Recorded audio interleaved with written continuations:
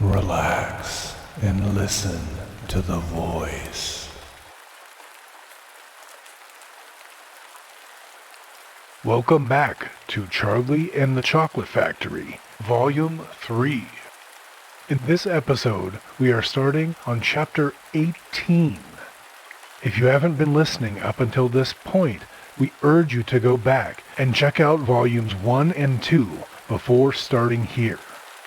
Please like this video, subscribe to the channel, share with your family and friends, and leave us a comment to tell us what your favorite work is from Roald Dahl.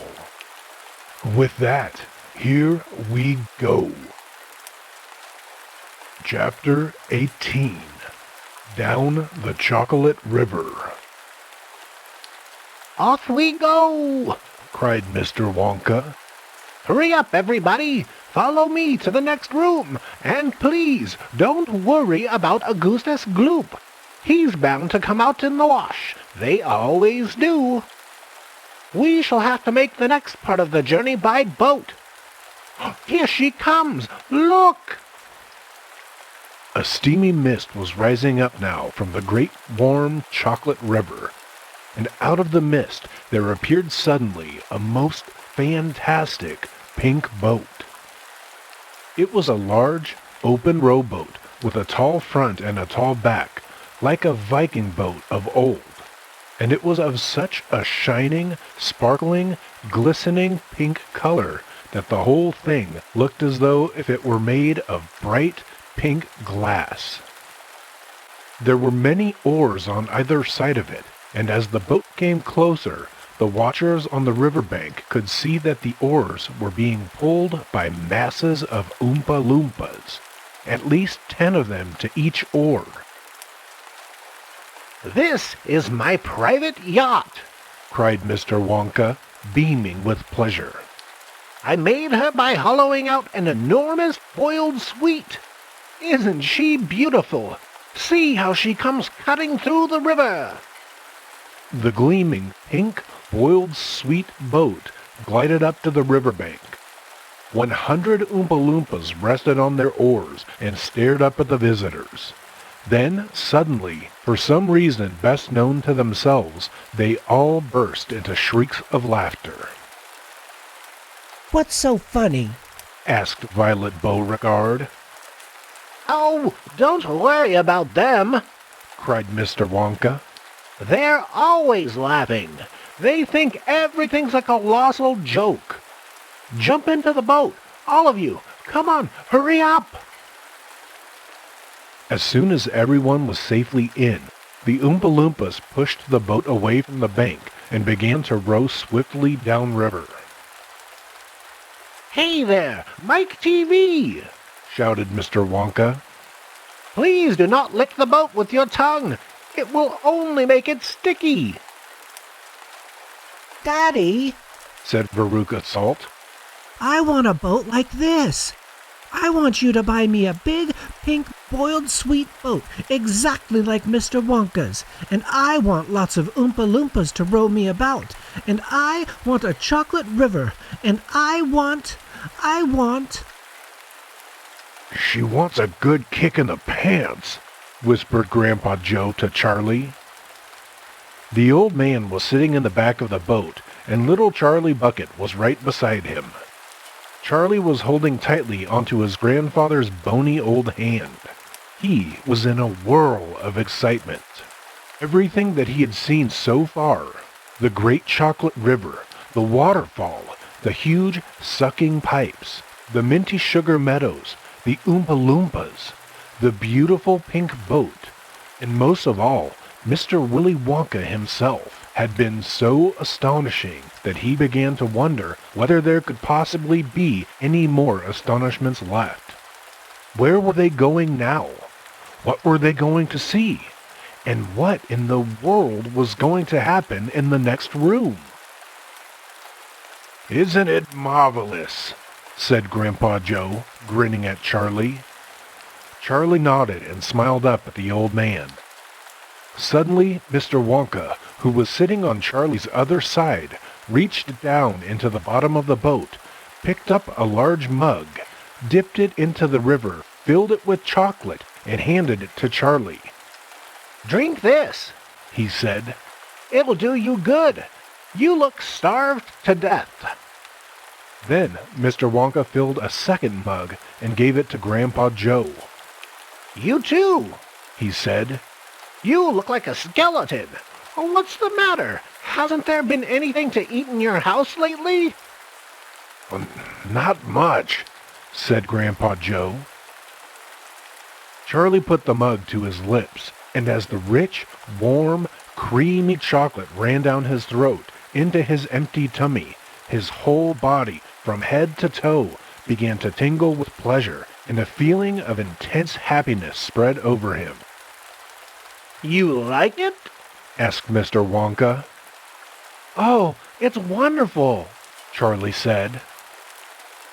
"The creamiest, loveliest chocolate I've ever tasted," said Grandpa Joe, smacking his lips. "That's because it's been mixed by waterfall," Mr. Wonka told him. The boat sped on down the river. The river was getting narrower. There was some kind of dark tunnel ahead, a great, round tunnel that looked like an enormous pipe, and the river was running right into the tunnel, and so was the boat. "Row on!" shouted Mr. Wonka, jumping up and waving his stick in the air. "Full speed ahead!" And with the Oompa Loompas rowing faster than ever, the boat shot into the pitch-dark tunnel, and all the passengers screamed with excitement. How can they see where they're going? Shrieked Violet Beauregard in the darkness. "There's no knowing where they're going," cried Mr. Wonka, hooting with laughter. "There's no earthly way of knowing which direction they are going. There's no knowing where they're rowing, or which way the river's flowing. Not a speck of light is showing, so the danger must be growing. For the rowers keep on rowing, and they're certainly not showing any signs that they are slowing." "He's gone off his rocker!" shouted one of the fathers, aghast, and the other parents joined in the chorus of frightened shouting. "He's crazy!" they shouted. He's balmy. "He's nutty! "He's screwy." He's batty! He's dippy! He's dotty! "He's daffy." He's goofy! "He's beany." He's buggy. "He's wacky." He's loony!" "No, he is not!" said Grandpa Joe. "Switch on the lights!" shouted Mr. Wonka, and suddenly on came the lights, and the whole tunnel was brilliantly lit up, and Charlie could see that they were indeed inside a gigantic pipe, and the great upward curving walls of the pipe were pure white and spotlessly clean.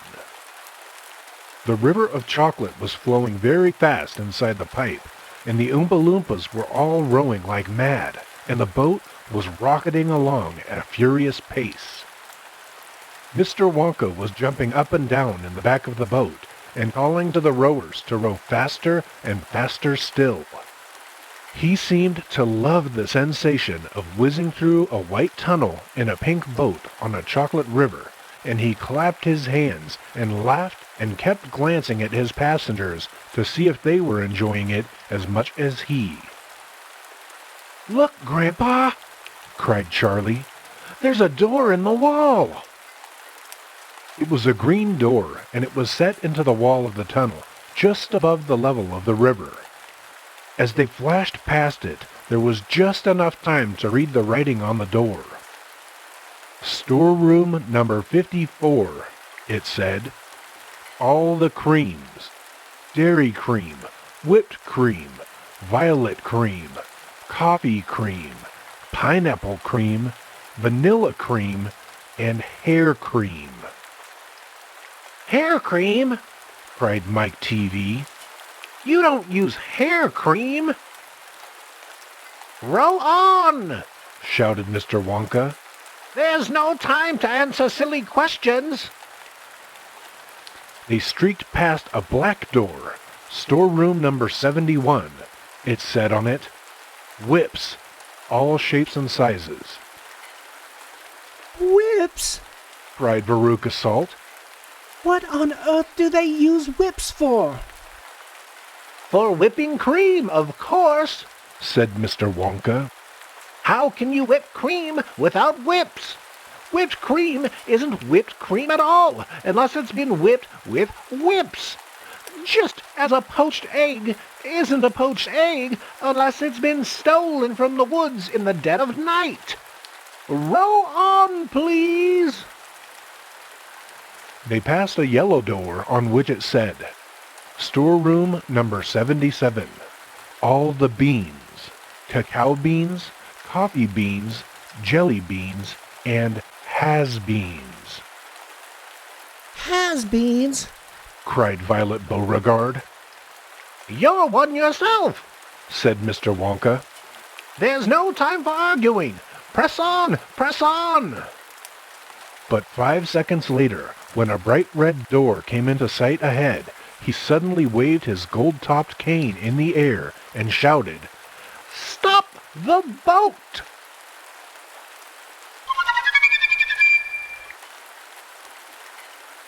Chapter 19. The Inventing Room. Everlasting Gobstoppers and Hair Toffee. When Mr. Wonka shouted, "Stop the boat," the Oompa Loompas jammed their oars into the river and backed water furiously. The boat stopped. The Oompa Loompas guided the boat alongside the red door. On the door, it said, "Inventing Room. Private. Keep out." But Mr. Wonka took a key from his pocket, leaned over the side of the boat, and put the key into the keyhole. This is the most important room in the entire factory, He said, All my most secret new inventions are cooking and simmering in here. Old Figglegruber would give his front teeth to be allowed inside for just 3 minutes. So would Prodnose and Slugworth and all the other rotten chocolate makers. But now, listen to me. I want no messing about when you go in. No touching, no meddling, and no tasting. Is that agreed? Yes, yes, yes, the children cried. We won't touch a thing.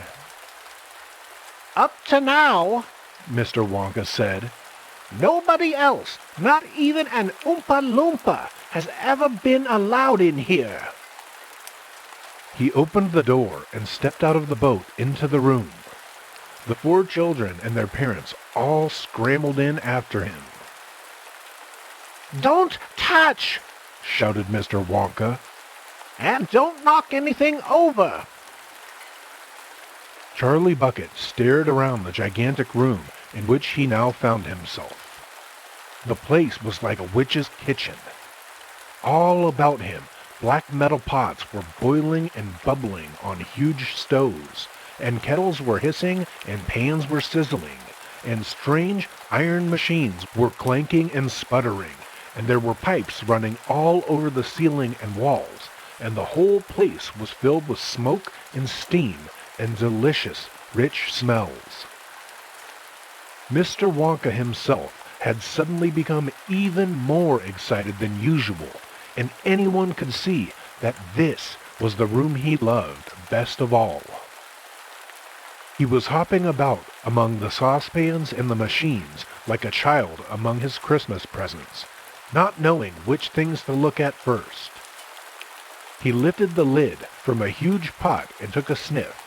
Then he rushed over and dipped a finger into a barrel of sticky yellow stuff and had a taste. Then he skipped across to one of the machines and turned half a dozen knobs, this way and that. Then he peered anxiously through the glass door of a gigantic oven, rubbing his hands and cackling with delight at what he saw inside. Then he ran over to another machine, a small shiny affair that kept going, and every time it went, a large green marble dropped out of it into a basket on the floor.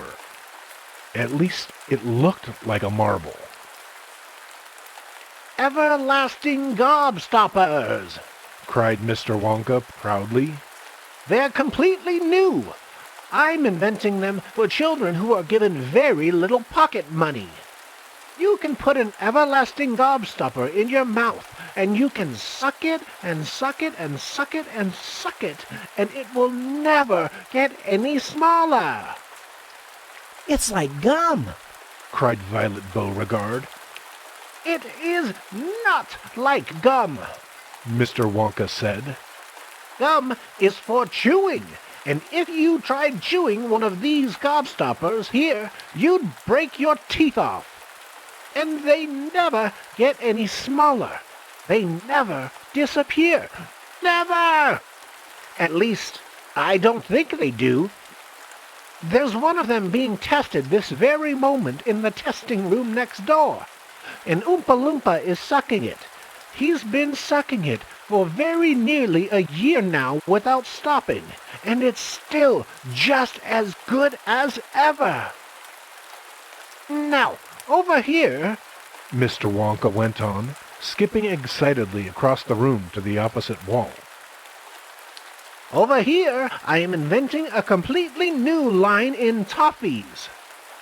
He stopped beside a large saucepan. The saucepan was full of thick, gooey, purplish treacle, boiling and bubbling. By standing on his toes, little Charlie could just see inside of it. That's hair toffee, cried Mr. Wonka. You eat just one tiny bit of that, and in exactly half an hour, a brand new, luscious, thick, silky, beautiful crop of hair will start growing out all over the top of your head, and a mustache, and a beard. A beard? Cried Veruca Salt. Who wants a beard, for heaven's sake? It would suit you very well, said Mr. Wonka. But, unfortunately, the mixture is not quite right yet. I've got it too strong.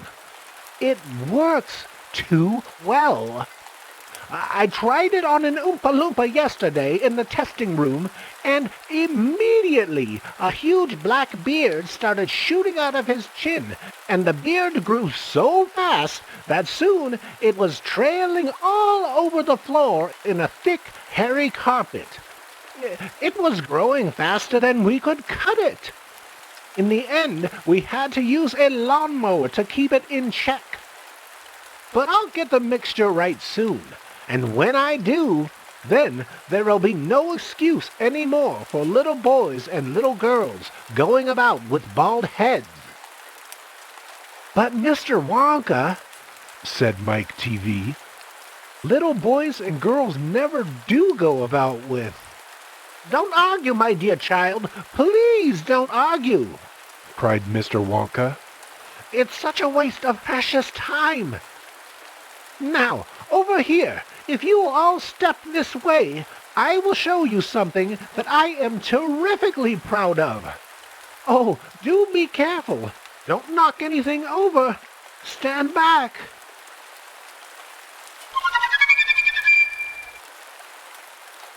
Chapter 20. The Great Gum Machine. Mr. Wonka led the party over to a gigantic machine that stood in the very center of the inventing room. It was a mountain of gleaming metal that towered high above the children and their parents. Out of the very top of it, there sprouted hundreds and hundreds of thin glass tubes, and the glass tubes all curled downwards and came together in a bunch and hung suspended over an enormous round tub as big as a bath. Here we go, cried Mr. Wonka, and he pressed 3 different buttons on the side of the machine. A second later, a mighty rumbling sound came from inside of it, and the whole machine began to shake most frighteningly, and steam began hissing out of it all over. And then suddenly, the watchers noticed that runny stuff was pouring down the insides of all the hundreds of little glass tubes and squirting out into the great tub below. And in every single tube, the runny stuff was a different color, so that all of the colors of the rainbow, and many others as well, came sloshing and splashing into the tub. It was a lovely sight. And when the tub was nearly full, Mr. Wonka pressed another button, and immediately the runny stuff disappeared, and a whizzing, whirring noise took its place. And then a giant whizzer started whizzing round inside the enormous tub, mixing up all the different colored liquids like an ice cream soda. Gradually, the mixture began to froth. It became frothier and frothier, and it turned from blue to white to green to brown to yellow, and then back to blue again. "Watch!" said Mr. Wonka. Click! Went the machine, and the whizzer stopped whizzing, and now there came a sort of sucking noise, and very quickly all the blue, frothy mixture in the huge basin was sucked back into the stomach of the machine. There was a moment of silence. Then a few queer rumblings were heard. Then silence again. Then suddenly the machine let out a monstrous, mighty groan, and at the same moment a tiny drawer, no bigger than the drawer in a slot machine, popped out of the side of the machine. And in the drawer there lay something so small and thin and gray that everyone thought it must be a mistake. The thing looked like a little strip of gray cardboard. The children and their parents stared at the little gray strip lying in the drawer. "You mean that's all?" said Mike TV, disgusted. "Yes, that's all," answered Mr. Wonka, gazing proudly at the result. "Don't you know what it is?" There was a pause. Then suddenly, Violet Beauregard, the silly, gum-chewing girl, let out a yell of excitement. By gum, it's gum! She shrieked. It's a stick of chewing gum! "Right you are!" cried Mr. Wonka, slapping Violet hard on the back. "It's a stick of gum! It's a stick of the most amazing and fabulous and sensational gum in the world!"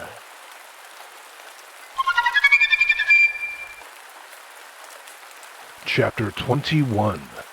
Goodbye, Violet. "This gum," Mr. Wonka went on, "is my latest, my greatest, my most fascinating invention. It's a chewing gum meal. It's that tiny little strip of gum lying there is a whole 3-course dinner all by itself." "What sort of nonsense is this?" said one of the fathers.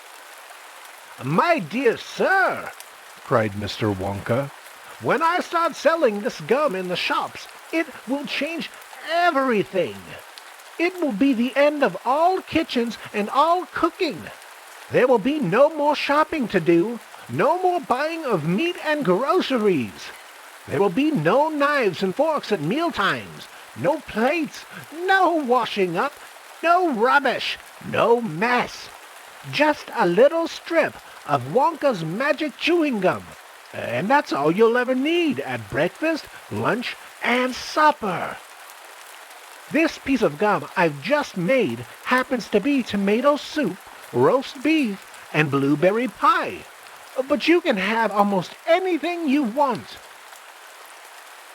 What do you mean it's tomato soup, roast beef, and blueberry pie? said Violet Beauregard. "If you were to start chewing it," said Mr. Wonka, "then that is exactly what you would get on the menu.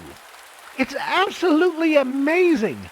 You can actually feel the food going down your throat and into your tummy. And you can taste it perfectly. And it fills you up. It satisfies you. It's terrific, It's utterly impossible. said Veruca Salt. Just so long as it's gum. Shouted Violet Beauregard. Just so long as it's a piece of gum and I can chew it, then that's for me.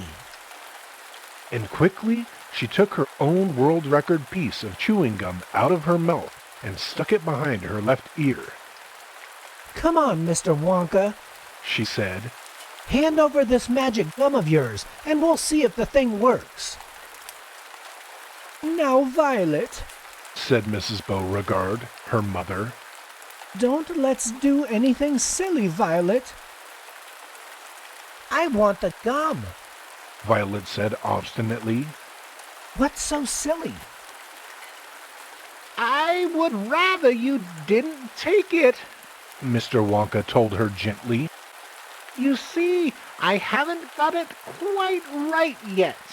There are still one or two things. Oh, to blazes with that. Said Violet, and suddenly, before Mr. Wonka could stop her, she shot out a fat hand and grabbed the stick of gum out of the little drawer and popped it into her mouth. At once, her huge, well-trained jaws started chewing away on it like a pair of tongs. Don't! Said Mr. Wonka. Fabulous! Shouted Violet. It's tomato soup. It's hot and creamy and delicious. I can feel it running down my throat. Stop! Said Mr. Wonka. The gum isn't ready yet. It's not right. Of course it's right. Said Violet. It's working beautifully. Oh my, what lovely soup this is. Spit it out! Said Mr. Wonka. It's changing.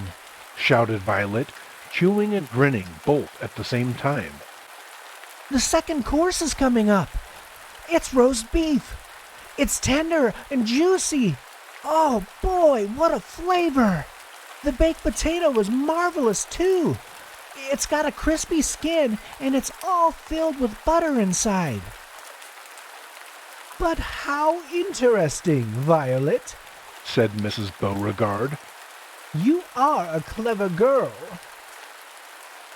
Keep chewing, baby, said Mr. Beauregard. Keep right on chewing. This is a great day for the Beauregards. Our little girl is the first person in the world to have a chewing gum meal. Everybody was watching Violet Beauregard as she stood there, chewing this extraordinary gum.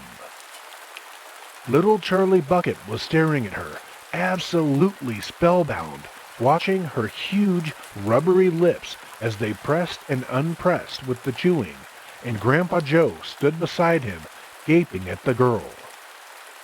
Mr. Wonka was wringing his hands, saying, "No, no, no, no! It isn't ready for eating! It isn't right! You mustn't do it!" Blueberry pie and cream. shouted Violet. Here it comes. Oh my. It's perfect. It's beautiful. It's exactly as though I'm swallowing it. It's as though I'm chewing and swallowing great big spoonfuls of the most marvelous blueberry pie in the world. Good heavens, girl! Shrieked Mrs. Beauregard suddenly, staring at Violet. What's happening to your nose? Oh, be quiet, Mother, and let me finish. Said Violet. It's turning blue. Screamed Mrs. Beauregard. Your nose is turning blue as a blueberry. Your mother is right, shouted Mr. Beauregard. Your whole nose has gone purple. What do you mean? Said Violet, still chewing away. Your cheeks, screamed Mrs. Beauregard. They're turning blue as well. So is your chin. Your whole face is turning blue. You spit that gum out at once, ordered Mr. Beauregard. Mercy, save us! Yelled Mrs. Beauregard. The girl's going blue and purple all over. Even her hair is changing color. Violet, you're turning violet! Violet, what is happening to you? I told you I hadn't got it quite right, sighed Mr. Wonka, shaking his head sadly. I'll say you haven't, cried Mrs. Beauregard. Just look at the girl now. Everybody was staring at Violet, and what a terrible, peculiar sight she was. Her face and hands and legs and neck, in fact, the skin all over her body, as well as her great big mop of curly hair, had turned a brilliant purplish blue, the color of blueberry juice. It always goes wrong when we come to the dessert. Sighed Mr. Wonka. It's the blueberry pie that does it, but I'll get it right one day. You wait and see. Violet, screamed Mrs. Beauregard. You're swelling up. I feel sick, Violet said. You're swelling up, screamed Mrs. Beauregard again. I feel most peculiar, gasped Violet. Oh, I'm not surprised, said Mr. Beauregard. Great heavens, girl, screeched Mrs. Beauregard. You're blowing up like a balloon. Like a blueberry, said Mr. Wonka. Call a doctor, shouted Mr. Beauregard. Prick her with a pin, said one of the other fathers. Save her, cried Mrs. Beauregard, wringing her hands. But there was no saving her now.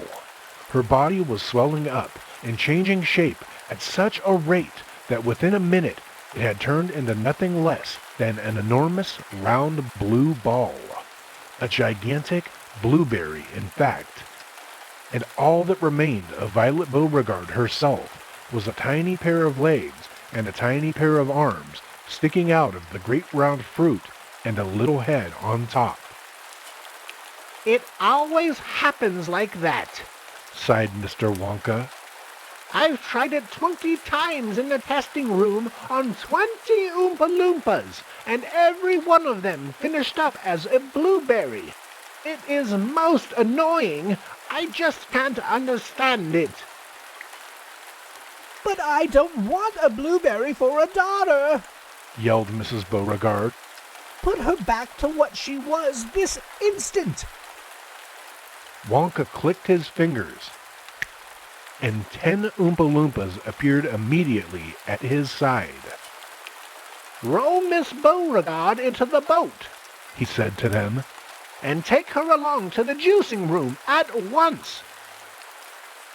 The juicing room? cried Mrs. Beauregard. What are they going to do to her there? Squeeze her, said Mr. Wonka. We've got to squeeze the juice out of her immediately. After that, we'll just have to see how she comes out. But don't worry, my dear Miss Beauregard. We'll get her repaired if it's the last thing we do. I am sorry about it all. I really am. Already, the 10 Oompa Loompas were rolling the enormous blueberry across the floor of the inventing room towards the door that led to the chocolate river where the boat was waiting. Mr. and Mrs. Beauregard hurried after them. The rest of the party, including little Charlie Bucket and Grandpa Joe, stood absolutely still and watched them go. Listen, whispered Charlie. Listen, Grandpa. The Oompa Loompas in the boat outside are starting to sing. The voices, 100 of them singing together came loud and clear into the room. Dear friends, we surely all agree there's almost nothing worse to see than some repulsive little bum who's always chewing gum. It's very near as bad as those who sit around and pick the nose. So please believe us when we say that chewing gum will never pay. This sticky habit's bound to send the chewer to a sticky end. Did any of you ever know a person called Miss Bigelow? This dreadful woman saw no wrong in chewing all day long. She chewed while bathing in the tub. She chewed while dancing at her club. She chewed in church and on the bus. It really was quite ludicrous.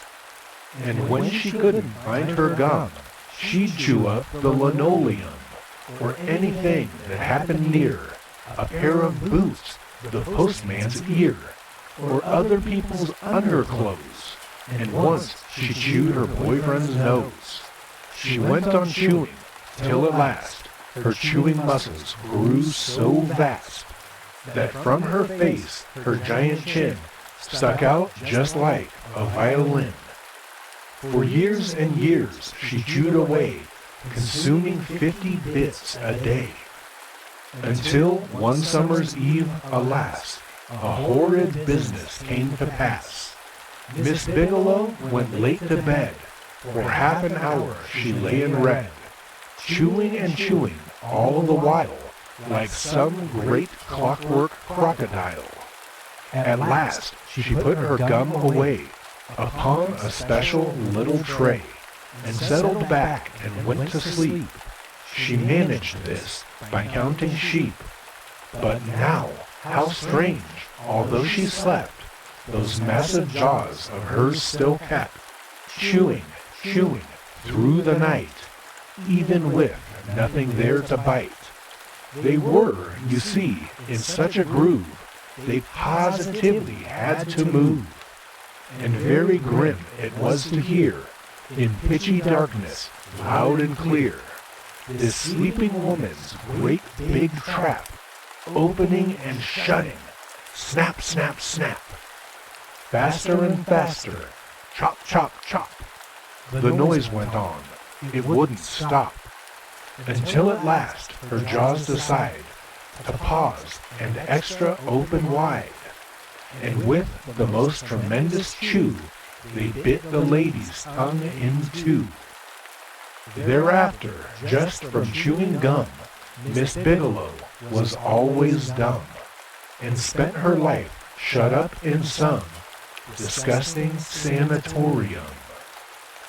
And that is why we'll try so hard to save Miss Violet Beauregard from suffering an equal fate.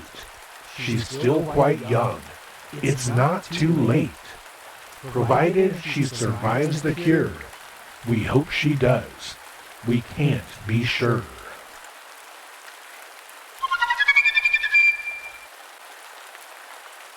Chapter 22.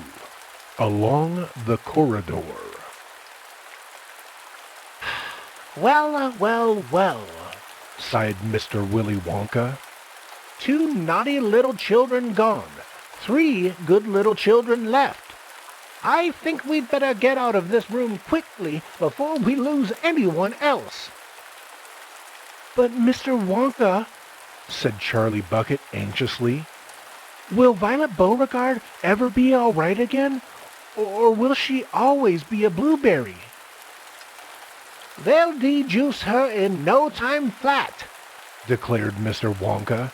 They'll roll her into the dejuicing machine, and she'll come out just as thin as a whistle.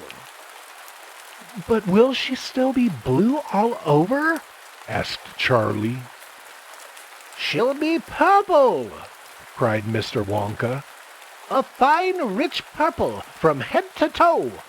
But there you are. That's what comes from chewing disgusting gum all day long. If you think gum is so disgusting, said Mike TV, Then why do you make it in your factory? I do wish you wouldn't mumble, said Mr. Wonka. I can't hear a word you're saying. Come on, off we go. Hurry up, follow me. We're going into the corridors again. And so saying, Mr. Wonka scuttled across to the far end of the inventing room and went out through a small secret door hidden behind a lot of pipes and stoves. The three remaining children, Veruca Salt, Mike TV, and Charlie Bucket, together with the 5 remaining grown-ups, followed after him. Charlie Bucket saw that they were now back in one of those long, pink corridors with many other pink corridors leading out of it. Mr. Wonka was rushing along in front, turning left and right and left. And Grandpa Joe was saying, "Keep a good hold of my hand, Charlie. It would be terrible to get lost in here." Mr. Wonka was saying, No time for any more messing about. We'll never get anywhere at the rate we've been going.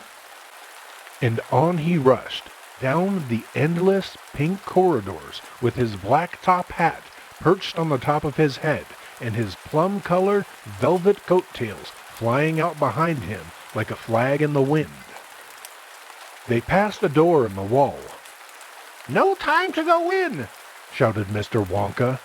Press on! Press on! They passed another door, then another and another. There were doors every 20 paces or so along this corridor now, and they all had something written on them, and strange clanking noises were coming from behind several of them, and delicious smells came wafting through the keyholes. And sometimes little jets of colored steam shot out from the cracks underneath. Grandpa Joe and Charlie were half running and half walking to keep up with Mr. Wonka, but they were able to read what it said on quite a few of the doors as they hurried by. Eatable marshmallow pillows, it said on one. Marshmallow pillows are terrific, shouted Mr. Wonka as he dashed by. They'll be all the rage when I get them into the shops. No time to go in, though. No time to go in. Lickable wallpaper for nurseries, it said on the next door. Lovely stuff, lickable wallpaper, cried Mr. Wonka, rushing past. It has pictures of fruits on it. Bananas, apples, oranges, grapes, pineapples, strawberries, and snozberries. Snozberries, said Mike TV. Don't interrupt, said Mr. Wonka. The wallpaper has pictures of all these fruits printed on it, and when you lick the picture of a banana, it tastes like a banana. When you lick a strawberry, it tastes like a strawberry. And when you lick a snozberry, it tastes just exactly like a snozberry. But what does a snozberry taste like? You're mumbling again, said Mr. Wonka. Speak louder next time. On we go. Hurry up. Hot ice creams for cold days, it said on the next door. Extremely useful in the winter, said Mr. Wonka, rushing on. Hot ice cream warms you up to no end in freezing weather. I also make hot ice cubes for putting in hot drinks. Hot ice cubes make hot drinks hotter. Cows that give chocolate milk, it said on the next door. Ah, my pretty little cows, cried Mr. Wonka. How I love those cows. But why can't we see them? asked Veruca Salt. Why do we have to go rushing on past all these lovely rooms?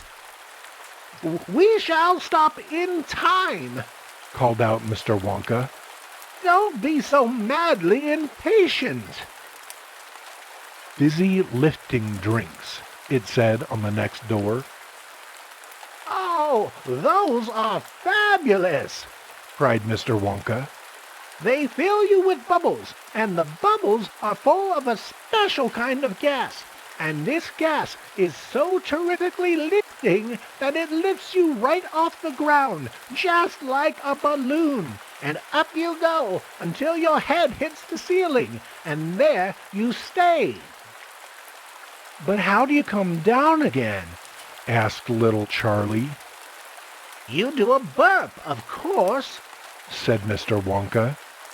"You do a great, big, long, rude burp, and up comes the gas, and down comes you. But don't drink it outdoors. There's no knowing how high up you'll be carried if you do that.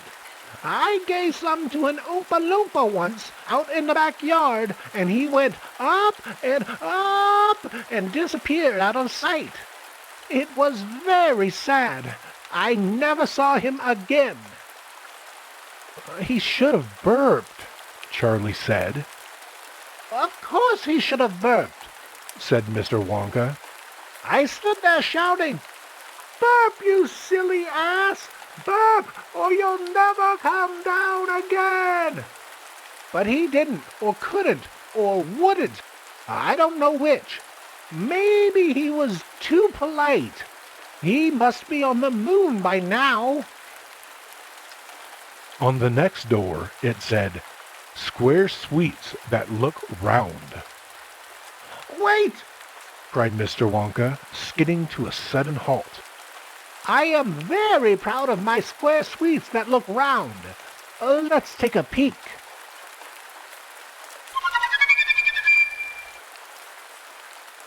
Chapter 23. Square Sweets That Look Round. Everybody stopped and crowded to the door.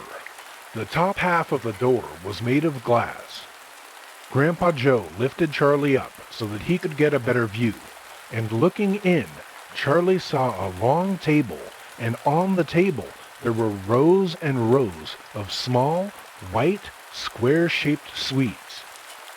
The sweets looked very much like square sugar lumps, except that each of them had a funny little pink face painted on one side. At the end of the table, a number of Oompa Loompas were busily painting more faces on more sweets. "There you are!" cried Mr. Wonka. "Square sweets that look round." "They don't look round to me," said Mike TV.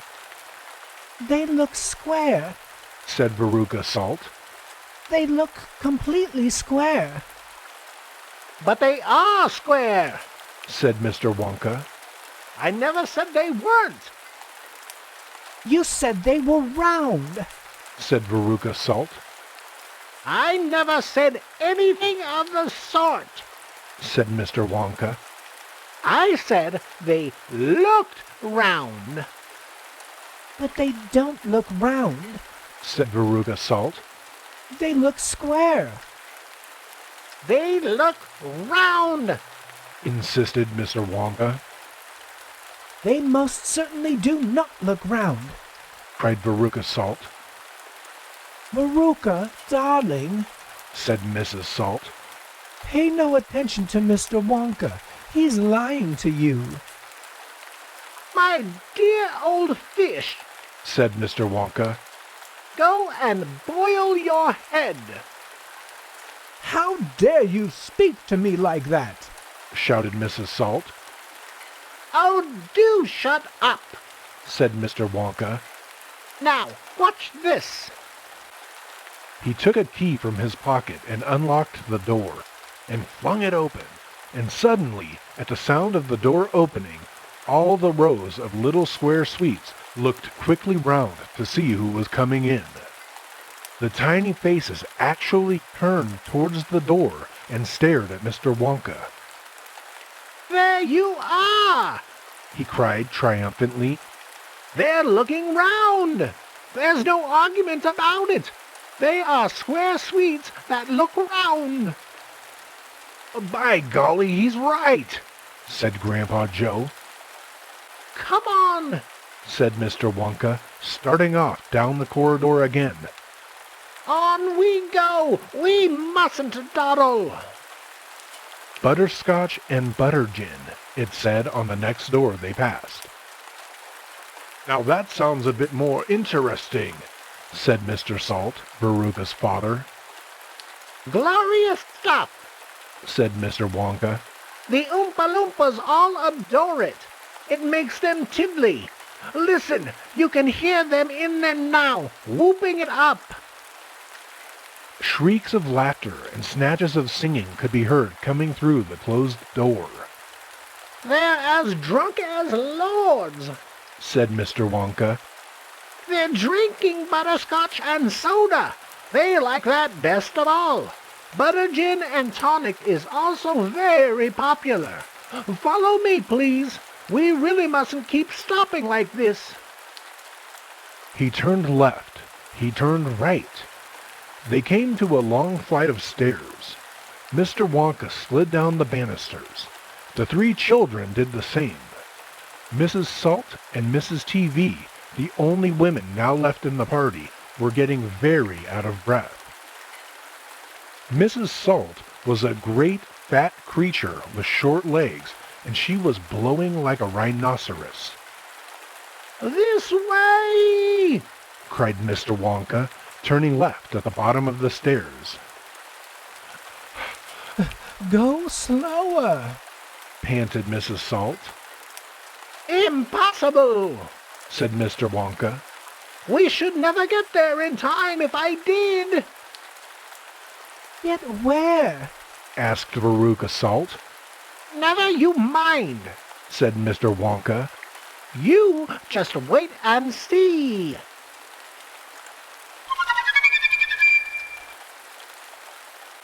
Chapter 24. Veruca in the Nut Room. Mr. Wonka rushed down the corridor. The Nut Room, it said on the next door they came to.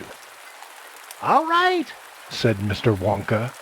Stop here for a moment and catch your breath and take a peek through the glass panel of this door. But don't go in, whatever you do. Don't go into the nut room. If you go in, you'll disturb the squirrels. Everyone crowded around the door. Oh, look, Grandpa, look, cried Charlie. Squirrels, shouted Veruca Salt. Crikey, said Mike TV. It was an amazing sight. 100 squirrels were seated upon high stools around a large table.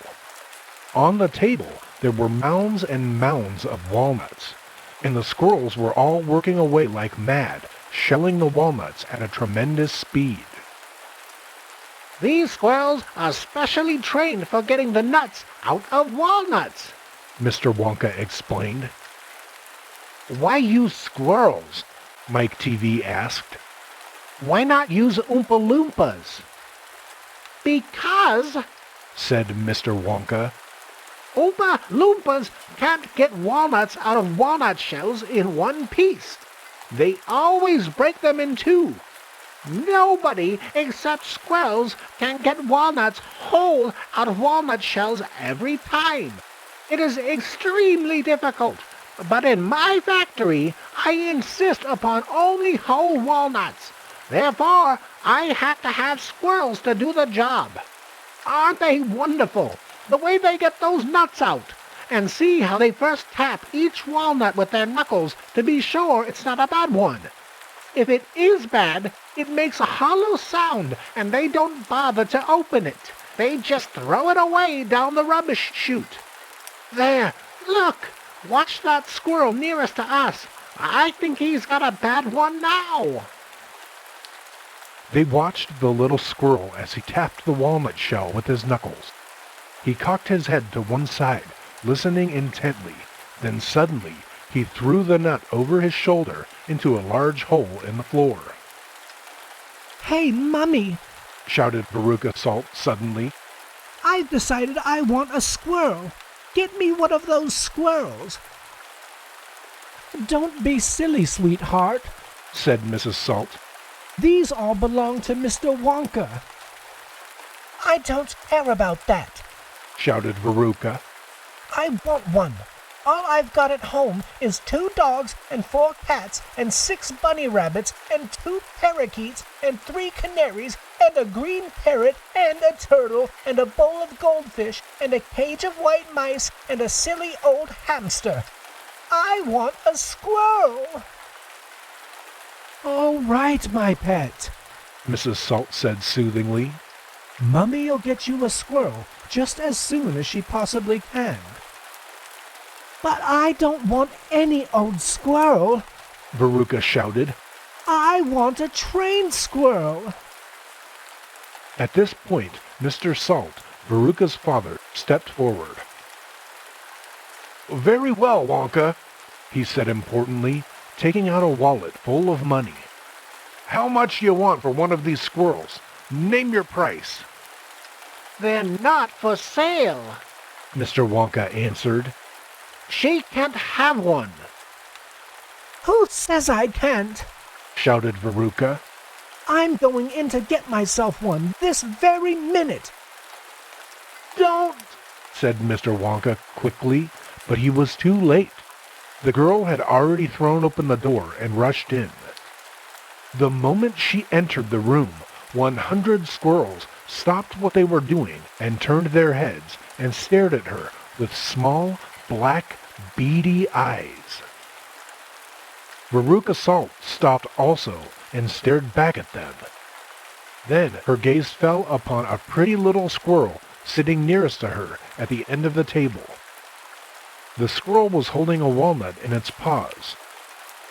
All right, Veruca said. I'll have you. She reached out her hands to grab the squirrel, but as she did so, in that first split second when her hands started to go forward, there was a sudden flash of movement in the room, like a flash of brown lightning, and every single squirrel around the table took a flying leap towards her and landed on her body. 25 of them caught hold of her right arm and pinned it down. 25 more caught hold of her left arm and pinned that down. 25 caught hold of her right leg and anchored it to the ground.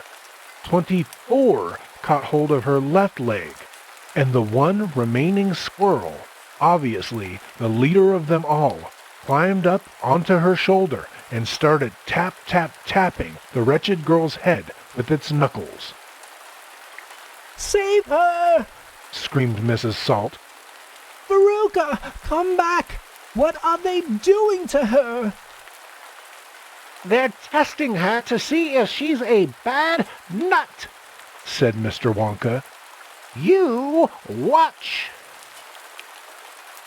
Veruca struggled furiously, but the squirrels held her tight, and she couldn't move.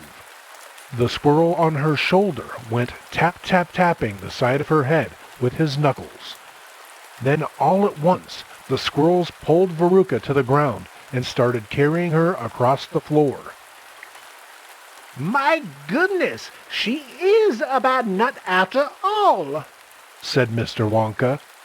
Her head must have sounded quite hollow. Veruca kicked and screamed, but it was no use. The tiny, strong paws held her tightly, and she couldn't escape. Where are they taking her? Shrieked Mrs. Salt. She's going where all the other bad nuts go, said Mr. Willy Wonka. Down the rubbish chute. By golly, she is going down the chute, said Mr. Salt, staring through the glass door at his daughter. Then save her! Cried Mrs. Salt. Too late, said Mr. Wonka. She's gone. And indeed, she had. But where? Shrieked Mrs. Salt, flapping her arms. What happens to these bad nuts? Where does the chute go? That particular chute, Mr. Wonka told her, runs directly into the great big main rubbish pipe, which carries away all the rubbish from every part of the factory. All the floor sweepings and potato peelings and rotten cabbages and fish heads and stuff like that. Who eats fish and cabbage and potatoes in this factory? I'd like to know, said Mike Teavee. Well, I do, of course, answered Mr. Wonka. You don't think I live on cacao beans, do you? But, shrieked Mrs. Salt. Where does the great big pipe go to in the end? Why, to the furnace, of course, Mr. Wonka said calmly. To the incinerator. Mrs. Salt opened her huge red mouth and started to scream. Don't worry, said Mr. Wonka.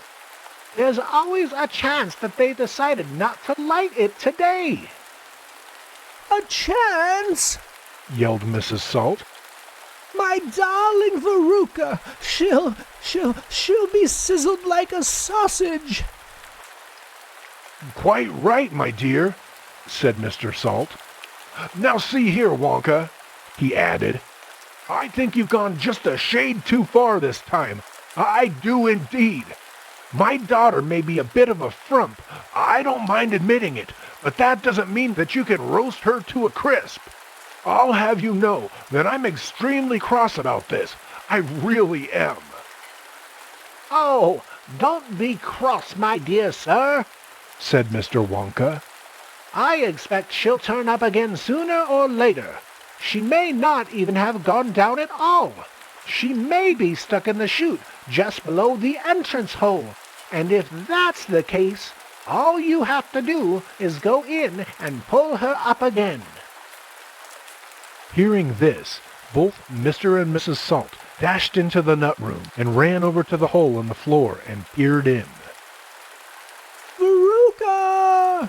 shouted Mrs. Salt. Are you down there? There was no answer. Mrs. Salt bent further forward to get a closer look. She was now kneeling right on the edge of the hole with her head down and her enormous behind sticking up in the air like a giant mushroom. It was a dangerous position to be in. She needed only one tiny little push, one gentle nudge in the right place. And that is exactly what the squirrels gave her. Over she toppled into the hole, head first, screeching like a parrot. "Good gracious me!" said Mr. Salt as he watched his fat wife go tumbling down the hole. "What a lot of rubbish there's going to be today!" He saw her disappearing into the darkness. "What's it like down there, Angina?" he called out. He leaned further forward. The squirrels rushed up behind him. "Help!" he shouted, but he was already toppling forward, and down the chute he went, just as his wife had done before him and his daughter. "Oh dear!" cried Charlie, who was watching with the others through the door. "What on earth's going to happen to them now?" "I expect someone will catch them at the bottom of the chute," said Mr. Wonka. "But what about the great fiery incinerator?" asked Charlie. "They only light it every other day," said Mr. Wonka. "Perhaps this is one of the days when they let it go out. You never know. They might be lucky." "Shh," said Grandpa Joe. "Listen, here comes another song." From far away down the corridor came the beating of drums. Then the singing began. Veruca Salt, the little brute, has just gone down the rubbish chute. And as we very rightly thought, that in a case like this we ought to see the thing completely through, we've polished off her parents too. Down goes Veruca, down the drain, and here, perhaps, we should explain that she will meet, as she descends, a rather different set of friends to those that she has left behind. These won't be nearly so refined. A fish head, for example, cut this morning from a halibut. "Hello, good morning, how do you do? How nice to meet you, how are you?" And then, a little further down, a mass of others gather round.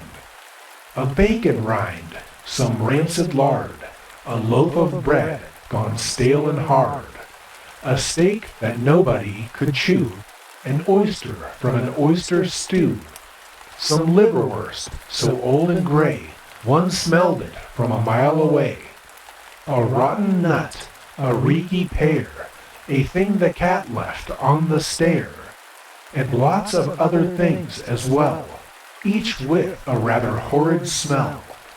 These are Veruca's newfound friends that she will meet as she descends. This is the price she has to pay for going so very far astray. But now, my dears, we think you might be wondering, is it really right that every single bit of blame and all the scolding and the shame should fall upon Veruca Salt? Is she the only one at fault?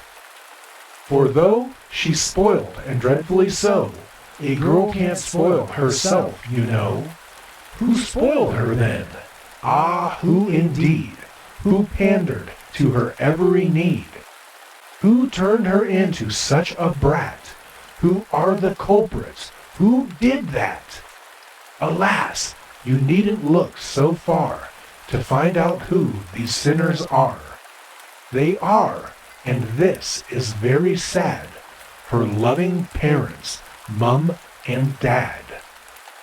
And that is why we are glad they fell into the rubbish chute as well.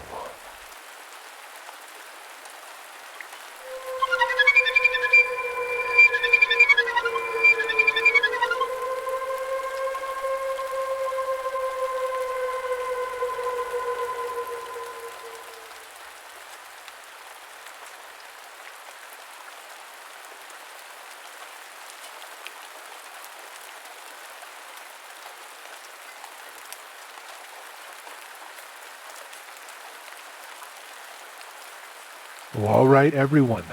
That does it for the third installment of Charlie and the Chocolate Factory. Join us in the very next episode next week, and we'll begin again at chapter 25 and read till the end. Thank you for being here with us. Please do us a huge favor. Like this video. Subscribe to the channel if you haven't done so yet. Leave us a comment to let us know that you're liking these stories, and share with your family and friends. Pass along the gift of storytelling. We thank you once again, and we hope that you have sweet dreams.